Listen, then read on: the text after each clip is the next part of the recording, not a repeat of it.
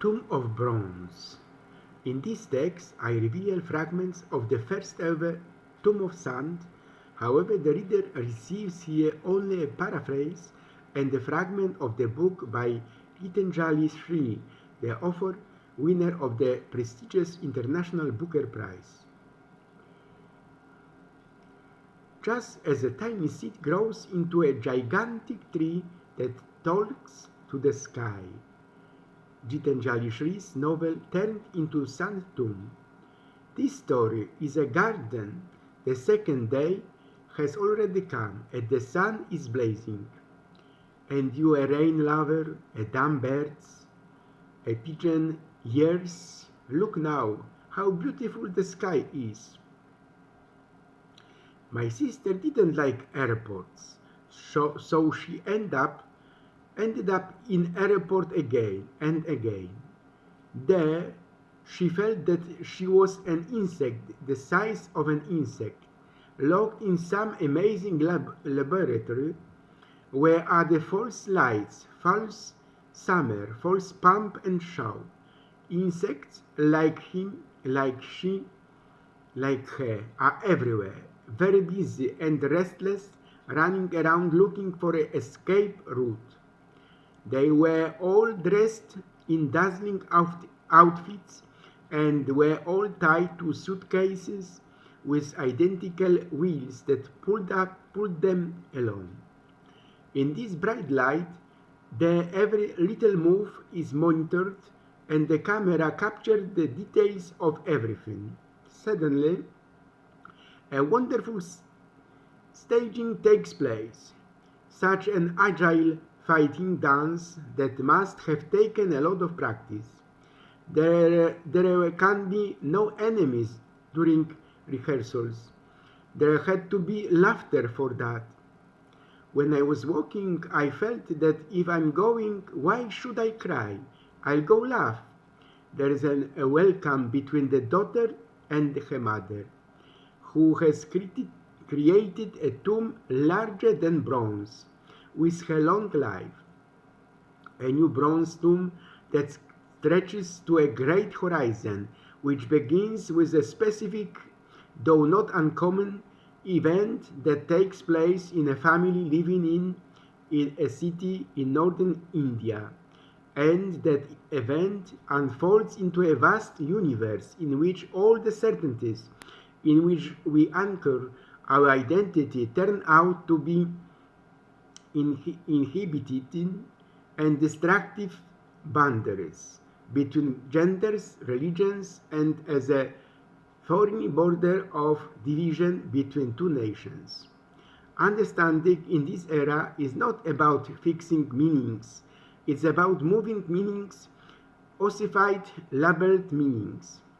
The heroine of this turbulent narrative is an 80-year-old woman, Mom, who returns to the world in depression after the death of her husband. Will the return of the artist mom's daughter with the beautiful name Betty bring her back to life? There is something to be said about the daughter. We'll call her Betty. After all, she's one of the two main women in this story, and her presence will be felt throughout. Both women are an integral part of the family, and that is why they are united by a love that makes them fat and starve. Here, fattening and starvation have not happened yet, but it will certainly happen in due time. Let's not recall all the moments and stories from the past here, because we don't need them now. It's over and we don't have to remember everything all the time. Like when Betty was growing up and Mom wasn't old yet, and there were constant controversies in the house about social codes, traditions, culture, and protection, and Mom was losing her breath trying to calm everyone else's breathing. But the funniest thing was that among all these activities, Mom managed to find a path to what was forbidden. Let's look at the window overlooking the guarana orchard. Mom cleared this hidden path once again for Betty to go in and out of. Inside there was a constant voice. No, absolutely not. She won't leave.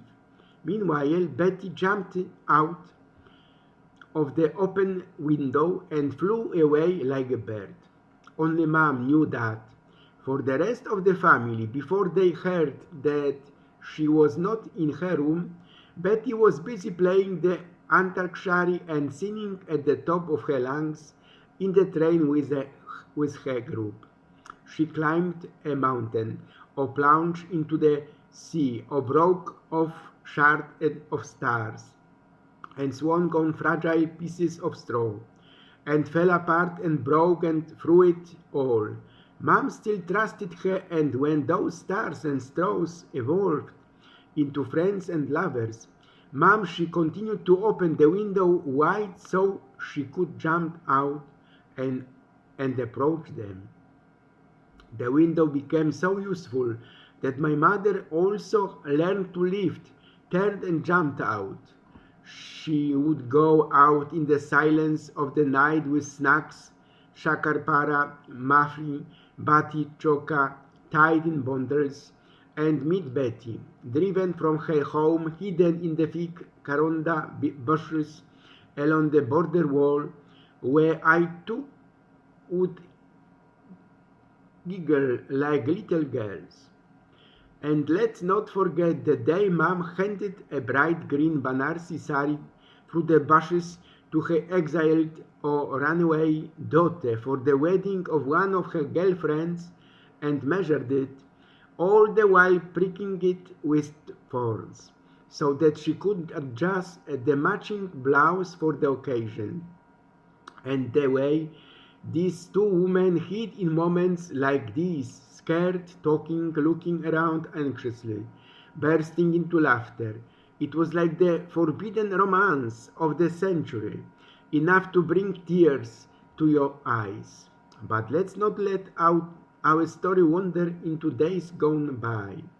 Betty, who lived alone, came to lift my mother, who was lying alone, but there was no window open yet.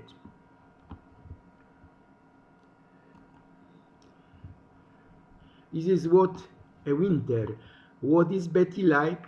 Daughters are made of wind and air, invisible even in moments of stillness, when only the very sensitive notice them. But if not still, that confused. Oh, how they move! Then the sky bends so low that you can reach out and touch it with your hand. The dry earth cracks and nightingales rise to the surface of bubbling spring. The hills come out.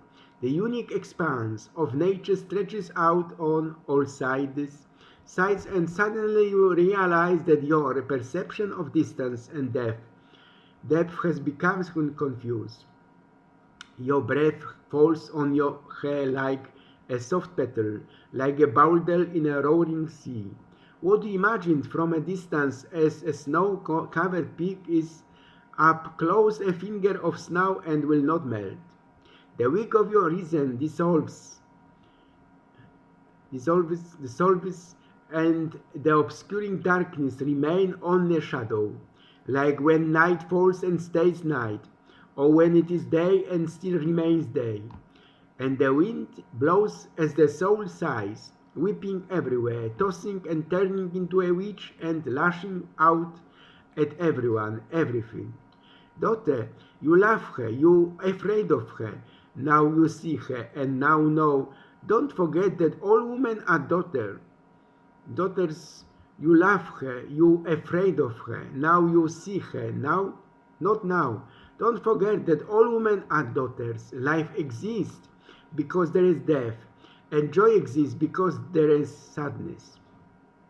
Once upon a time there was childhood. Clear white light filled the air, and the earth seemed to merge with the sky. You swayed in the sky with your little arms raised in the air, and you took your first steps. The egg cracked, swayed, escaped. Then the wind started blowing and the clouds began to sway. Silver dust hung in the air. The distant mountain was obscured by cloud, giving it the appearance of a huge lounging elephant. The tree looked out the window and rustled in the wind, and each leaf fell like rain. Betty's lover lip quivered from crying, and her mother picked her up. Then what happened was that Mom became a trembling leaf. She placed Betty's head on her shoulder and started humming to calm her down. She told her that the big elephant was waiting for Betty to come and ride on it, and the two of them would sway together and the leaves would gossip. Listen, listen, they tell stories. Don't you think your youth comes at the wrong time? When we weren't alive at all. It comes and goes and we don't even notice it. When you are quiet, you are polite, but when I am silent, I am cunning. If you did this, it's good etiquette, but if I do it, it will be flattering. If you say it, it will be sincere, but if I do it, it will just be rude. If I ask, it is indecent, curiosity. When you do it, it's compassion. If I do it, it will be for my own convenience. If you do this, you will be most charitable. If I do it, I will be stingy. If you do it, you are frugal. If I remain silent, I feign pride. If you are quiet, you feel embarrassed. I am extremely private, and you are just reserved, and my fashion is artificial, while yours is modern. And if I lose something, which will happen, nothing, but if that happens, you will be robbed. Woe is me. And Betty smiled, and that put a smile on my mother's face. Betty's crying gradually subsided and turned into sighing, and Mom also turned from sobbing to sighing. Betty fell asleep, and Mom wrapped her imagination in wonderful dreams. And at that moment, love took the form of a body. Mom's breathing calmed down. Betty began to gurgle, and the elephant's back screamed with joy, because the leaf said that love is not good for your health. Either it is selfless, and you would willingly give your breath to another, or it is selfish, and you consume the other's breath. In love struggles, one withers while the other blooms. One is shaded, the other is lit. One is the sheep, the other is the shepherd. One is the feet, the other is the mighty head. One is a glutton, the other is a starving. One is a floating in the wind, the other is a trampled. One is blooming, the other withers. It was the custom at the time of this story that one entered this room through a door, and in this place Mom lay open to returning to the world as if dead. She was tired of only breathing for her neighbors, for them, feeling their feeling, bearing their desires and bearing their animosity. She was fed up with all of them and wanted to shudder into the wall, like a worm slipping into a crack. Maybe then the crack will start breathing. You might say, oh, what a terrible time, because then it will move forward and make the situation even more terrible. And no one will say that these are good days. That is, maybe only with the exception of the government. Slowly, Mom's self-restraint loosens even more. Then the story moves to a completely new world. Outside home, outside the city, outside the country. The Sun Tomb refers to the Buddhist concept in which Gautam Buddha was buried while practicing austerity. The theme of this story is bodies and boundaries. They are constantly changing and being created anew. With Mom and her daughter cross the Wagah border with Pakistan, we learn that Mom is returning to her homeland, but in Khyber, two women are arrested for crossing the border without a visa. What is the Sun Tomb based on? The story of division, past love and marriage, or of an octogenarian the strong friendship between Hijra Rosi and Mam Chandra Prabha Devi, love between mother and daughter, son, grandchildren, and other family relationships. It is also a story about the collapse of ethics, violence, murders, breakups, murders, and chaos that follows the division. What is the moral of the Book of Psalms? The power of literature and spirituality. One of the book's characters questions the role of literature in perceiving and understanding reality and the spiritual role that literature plays in religion and dogmas. The book itself becomes a symbol of infinite knowledge and the overwhelming nature of information. Tomb of Bronze. It highlights the idea that literature can be both instructive and overwhelming, and that the pursuit of knowledge can lead to a sense of existential anxiety. You can talk about love at any time, because love is a beautiful, it's natural, although stormy. When love is limitless, it explodes into space. Her essence reaches its peak and the desire to defeat each other burns out. The difference between a boom and a flame blares and does not stop for anyone or hesitate at any boundary.